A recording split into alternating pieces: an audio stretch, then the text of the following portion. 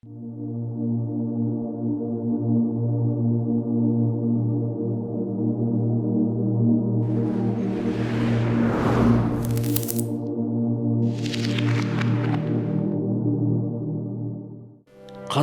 әлімсақтан мұсылман халық.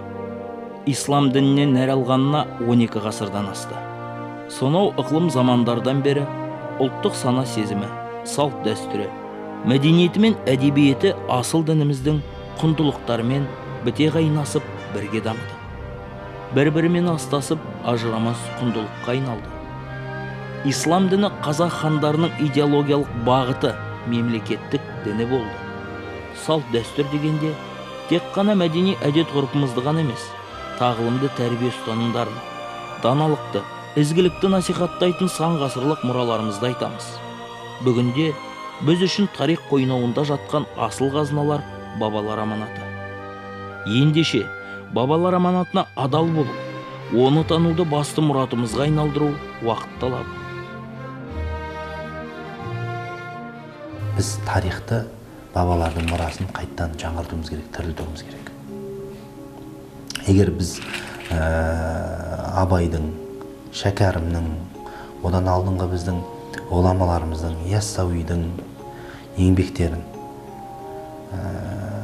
жете түсініп, соларды әрбір қазақтың баласына жеткізіп, түсіндіріп, сосын әрбір мектепте сол деген тереңінен оқытылып, біздің қазақтың жастарының, қоғамдағы жас ұрпақтың бойына сіңіріліп өсетін болса, онда қазіргідей жаңағы әртүрлі діни ағымдарға еліктеп кету, әртүрлі жаңағыдай мәдениеттерге еліктеп кету деген болмас еді бізде. Тарихи сананы жаңғырту жолында біз үшін ислам бәрінен бұрын өзімізді өзіміз таныта алудың мүмкіндігі. Мыңжылдықтар аясында ғұмыр кешкен баба жолын танып білу, жаһандану қысымына ұшырамай, ұлттық болмысымызды сақтаудың алғышарты. Тарих сахнасында ислам танымында өмір сүрген бабалар мұрасы алтын қазынамыз. Дүние тіршілік, қоғам мен адам, адам мен билік, адам мен Алла арасындағы қарым-қатынастар, жаратушы заңдары туралы бабаларымыздың ұстанымы, өмір салты мен мұрасы ақиқатқа негізделген. Бай мұрамызды зерделеу, рухани мұрамызды түгендеу жолындағы басты бағытымыз болмақ. Бабалар жолы деген кезімізде біз Алла менен адамның әлем арасындағы қатынастарда осы бабаларымыздың, бізден өткен бабаларымыздың Алламен қалай байланыс құрғанына жауап іздей бастаймыз. Фараби бабамыздың артында қалдырған мұраларының барлығы, мысалға Әл-Мәдинат Фадила, Парасатил, көзқарастардың төркіні деген кезде, ол соның бәрін илахи мәтін Құран ретінде алады. Ал енді мемлекет және басқарушы, бағынушы, оның арасындағы негізгі құндылықтар, жүйе былайша айтқанда, құқықтық құндылықтардың барлығын ол адамның арымен өлшеу мәселесін негізге қояды. Арымен өлшеу. Ал исламның мәні ар екендігі белгілі. Бүкіл, мысалға, біз қазір мәңгілік ел идеясы деп жатамыз. Осы шартты білген адам бүкіл бабалардың жүріп өткен жолы, өнегесі деген кезімізде осы шарттарды негізге алып жылжу керек. Бүгінде мемлекет құрудағы асыл тарихына 550 жыл толған қазақ елінің де алтын әріптермен жазуға тұрарлық өзіндік жарқын тарихы бар. Иә, дінмен, имаммен, сеніммен біте қайнасып жатқан қазыналы тарихымыз қашанда сәулелі, нұрлы екені сөзсіз. Осы жолда дін исламды дінге кеткен бабаларымыздың рухани діни пайымы ғасырлар бойы үзілмей өз жалғасын таба білді. Әбу Ханифаның шығармаларынан, болмаса орта ғасырлық Жүсіп Баласағұнның шығармаларынан және қазақтың қарапайым мақал-мәтелдерінен көп ортақ нәрсені көреміз. Ортақ қайнар көзде ортақ идеяларды көреміз. Демек, орта ғасырлық түркі дүниетанымы, кейінгі қазақи дүниетаным, қазақ дүниетанымы дәстүрлі, оның ар жағында жаққан Әбу Ханифа сияқты ислам әлемінің, ислам ғылымының үлкен өкілдерінің арасында белгілі бір сабақтастық, үзілмей келе жатқан белгілі бір байланыс, ішкі жаңағы тұтастық бар. Қазақ халқының кемеңгері Абай Құнанбайұлы ақын ғана емес, ислам дінін терең түсінген теолог ғалым болған десек артық айтқандық емес. Құнанбайұлы Ибрахим адамзаттың алтын қорына қазақ елінің атынан өз үлесін қосқан ғұлама. Отанды сүю иманынан деп, елін, жерін шын қастерлеген отаншыл кемеңгер. Халқының рухани өсуін армандап өткен ол, қайтсем кемшілігін түзеймін деп, жұртын адал еңбекке, ғылым білім үйренуге үндеді. Ата-бабаларымызды алып қарасақ, барлығы да біздің ата-бабамыздың құндылықтарын, мирасын бізге толықтай шамасы келгенше артығымен өздерінің де құндылықтарын қосап жеткізгенін байқаймыз. Мысалға соның ішінен Абайды мысал етуге болады. Абайдың мысалға бір қара сөз кітабы бар. Абайды да біз егер зерттейтін болсақ, ол жерде тұтастай мына біздің әлгі анау недегі біздің ата-бабамыздың, мың жылдық ата-бабамыздың құндылықтарының негізін соның ішінде құрайтынын байқаймыз. Абайды біз қай уақытта түсінеміз? Абайды өзіміздің ислами құндылығынан қараған уақытымызда, Абайды біз өзіміздің ханафи мазхабымыздан, Абайды біз матуриди ақидамызбен қараған уақытта да біз оны түсіне аламыз. Рас, өз еңбектерінде Абай ислам этикасы, ақидасы мен метафизикасы сияқты терең мәселелерді зерттеп-зерделеген. Кемеңгер дүниетанымына жататын этика саласындағы адалдықты, парасаттылықты, отан сүйгіштікті, адамгершілікті, ғылымға деген құштарлықты, сенім мен әдеп мәселелерін салалап айтуға болады. Ал ақида білімінде Хәкім Абай Алла тағаланы тануға терең де жан-жақты тоқталады.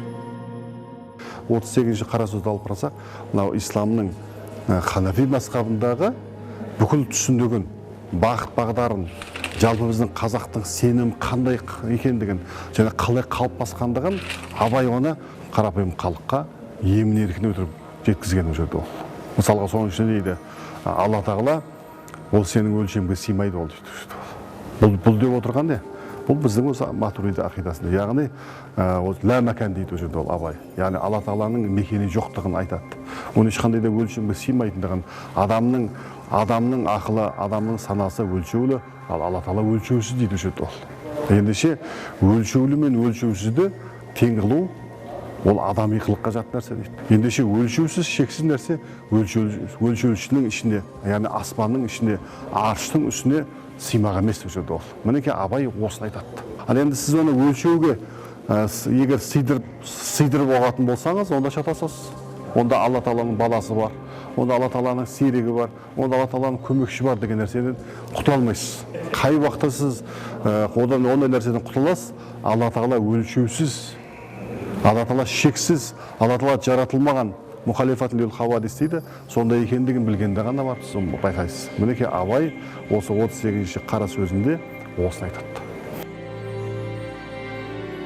Ислам ғылымдарының ең бір қиын да күрделі саласы кәләм, ақидаға жататын мәселені Хәкім Абайдың өлеңге қосып жырлауы сол кезеңдегі қазақ халқының діни сауаттылығының едәуір жоғары дәрежеде болғанына дәлел етеді. Ислами түсінік пен таным негізінде ғұмыр кешкен бабаларымыздың қай-қайсысы да адам баласының бұл пәнидегі орны, тіршілік мәні мен мақсаты туралы пәлсапалық ойларын өз еңбектерінде жан-жақты дамытты. Ислам дінін, мұсылмандықтың мәнін түсінген бабаларымыздың бізге қалдырылған барлығының ортақ бір ерекшелігі бұл парасат мәселесі, бұл ақыл мәселесі, бұл ар мәселесі екендігін біз көреміз әрдайым. Неге дейтін болсаңыз, исламның мәнін солар жақсы түсінген. Себебі исламның мәні, адамзаттың тарихындағы исламның орны ол армен өлшенеді, ол ақлақпен өлшенеді. Оның барлық негізінде соңғы пайғамбарымыздың алып келген ұстанымы бұл жаңағы Алланың бар және бір екендігінің таухидтік негіз. Біз сол арды бірінші орынға қоятын баяғы ата-бабалар сияқты заманға, қоғамдық қалыпқа, қоғамдық қатынасқа келу үшін біз не істеуіміз керек? Біз тағы да сол дәстүрмен ата-бабалардың дінін қайта жаңғыртуымыз керек. Көкірегіне ұялатуымыз керек жастардың.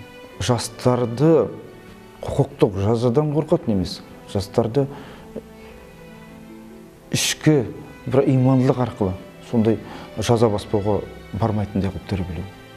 Баяғы даланың қазақтары сияқты. Сол бағытта жұмыс істеу.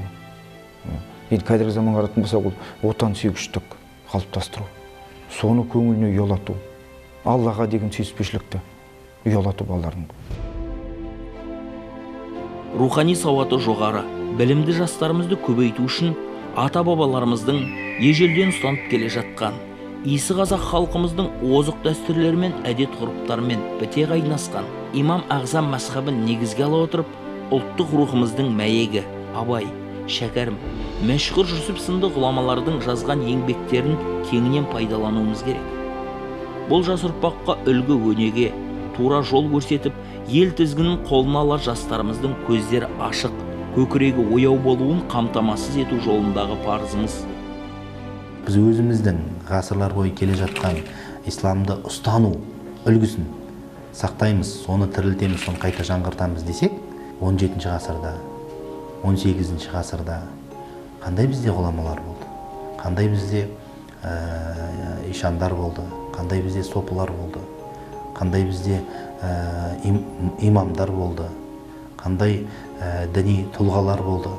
Соның барлығын зерттеу қазіргі біздің еншімізде. Тағы бір тілге тиек етер ғажап дүние, ол қазақ поэзиясын, әсіресе бүгінгі таңға талай азап бейнетпен, ұлының кішісіндей ғана бөлігі, бірлі жарымдап жеткен жыраулары поэзиясындағы тұнып тұрған мінәжат. Қазақ поэзиясын исламнан бөліп қарастыра алмасымыз айдан анық. Ардақты пайғамбарымыздың хадистері, дін негіздері мен қазақтың әдеби мұрасында тығыз байланыстың жиі кездесуі өткен бабаларымыздың мұсылманшылықты толық қабылдауының нәтижесінде туындаған. Халқымыздың сан мың жылдық тарихында жиып терген даналық сөздері мен әдеби мұрасы ұшан теңіз. Мұншалық мол қазынаның бір бөлігі исламмен тығыз байланыста екені даусыз. Олай болса, бабалар сөзі тәрбиенің көзі екен ақиқат. Бірінші тілеңіз бір Аллаға жазбасқа, екінші тілеңіз әзәзіл пасық залымның тіліне еріп азбасқа деген. Және де бесінші тілеңіз 5 уақыт намаз, біреуі қаза болмасқа деді.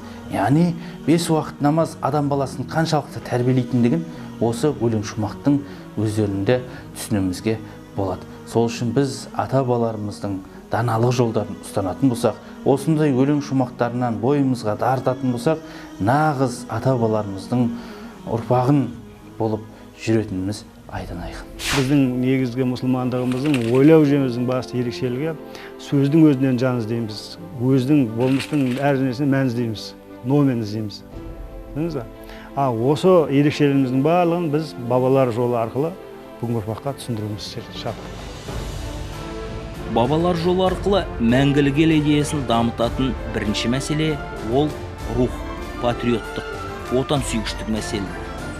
Осы мақсатта біз ата-бабаларымыздың ерлік істерін, терең парасатты дүние танымын, мыңдаған жылдық жауһар шығармаларын өскелең ұрпаққа таныту, ұлттық идеяны қалыптастырудағы қомақты үлесіміз екені дәлелдеуді қажет етпейтін бірден бір жол.